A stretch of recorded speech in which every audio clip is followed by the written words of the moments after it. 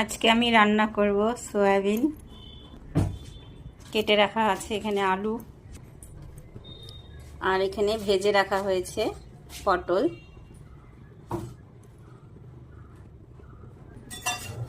এইদিকে তেল গরম হতে দেওয়া হয়েছে। এখন এর মধ্যে আলুগুলো দিয়ে ভেজে উঠাবো।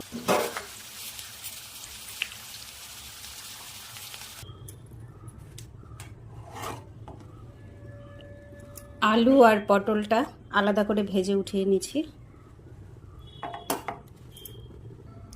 এদিকে কড়াইতে তেল গরম হয়ে গেছে। এখন শুকনো লঙ্কাটা দিয়ে দেবো ফোড়নে।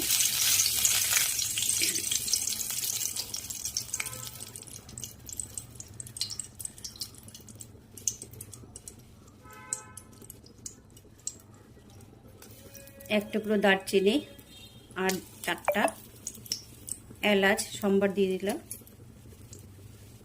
একটু জিরা দিয়ে দেব।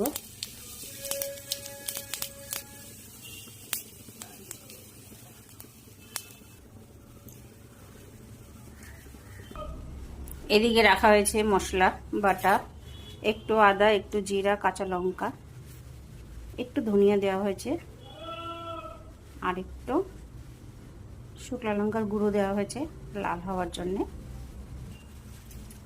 এটা কিন্তু হয়ে এসছে। এখন তেজপাতা দিয়ে দেবো সোমবারে।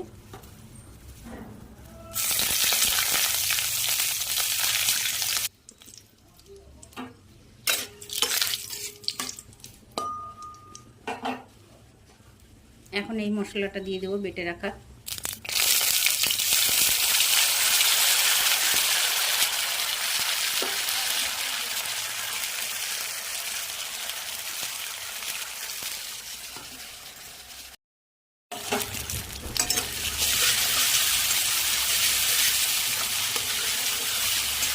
মশলা একটু নাড়াচাড়া করে সয়াবিনটাও দিয়ে দেবো এর মধ্যে।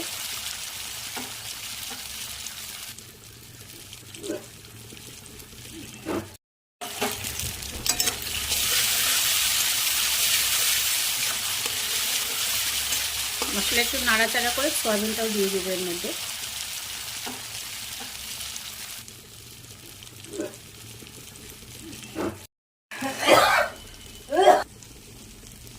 মশলাটা এবার ভাজা ভাজা হয়ে এসছে।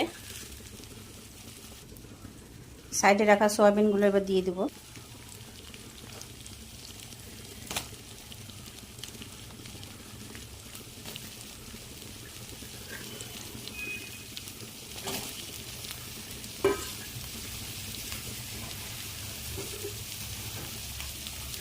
মশলার জলটা একটু দিয়ে দেবো।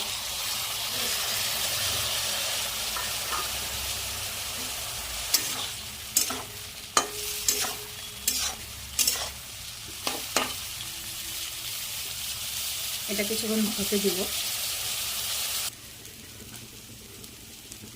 সয়াবিনটা ঠিক এরকম হয়ে আসবে। এর মধ্যে একটু ভাজা ভাজা হয়ে যাবে। এরপর এখন আলুগুলো দিয়ে দেবো। ভেজে রাখা আলুগুলো দিয়ে দেবো।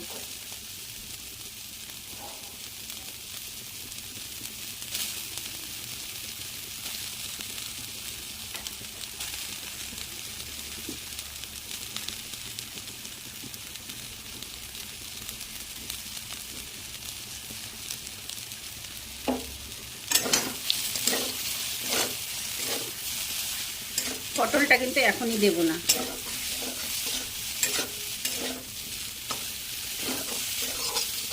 এর মধ্যে এখন একটু লবণ হলুদটা দিয়ে দেবো মাখ মতো।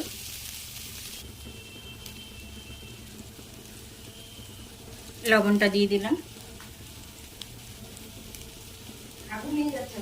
হলুদটা দিয়ে দিলাম। একটু জল দিয়ে দিব।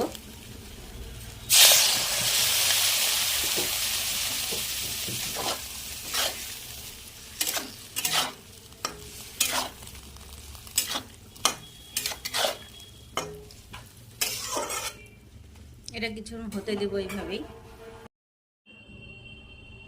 তরকারিটা কিন্তু হয়ে গেছে। এরকম একটু মাখো মাখো হবে। ঠিক আছে বন্ধুরা, আপনারাও বানান।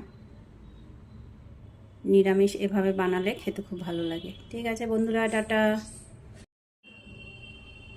তরকারিটা কিন্তু হয়ে গেছে। এরকম একটু মাখো মাখো হবে। ঠিক আছে বন্ধুরা, আপনারাও বানান। নিরামিষ এভাবে বানালে খেতে খুব ভালো লাগে। ঠিক আছে বন্ধুরা, টাটা।